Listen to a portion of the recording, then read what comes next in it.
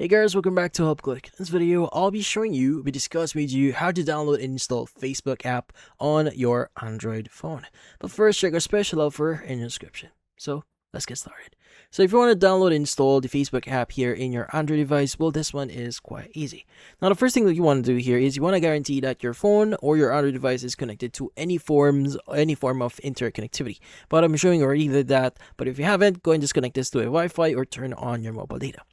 So, the next thing that you want to do is you want to look for Google Play Store. Now, since we are using an Android device here, typically we have Google Play Store to download the app. But in some cases, you could also use other apps in here. Depends on what's available to you. So, depends on the manufacturer. But in my case, let's go and just use Google Play Store.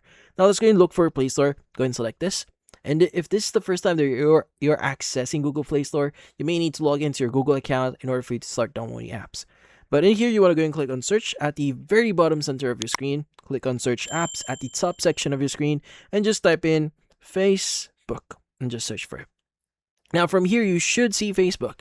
Well, before you hit on or click on the install button, just take note that there are two versions of Facebook.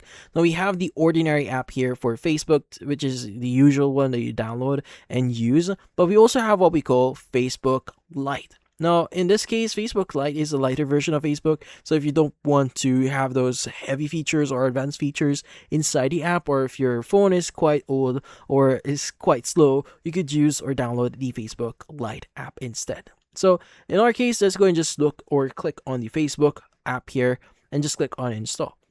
Now from here, once it's actually installing or downloading here, just wait for a while. It might take a while, a minute or two, but once it's done, you can click on open, and from then on you can log in into your account, and you should be able to start using the Facebook app here in your Android device. But that's about it. So for this video, hopefully hit the like and subscribe button and watch our next video.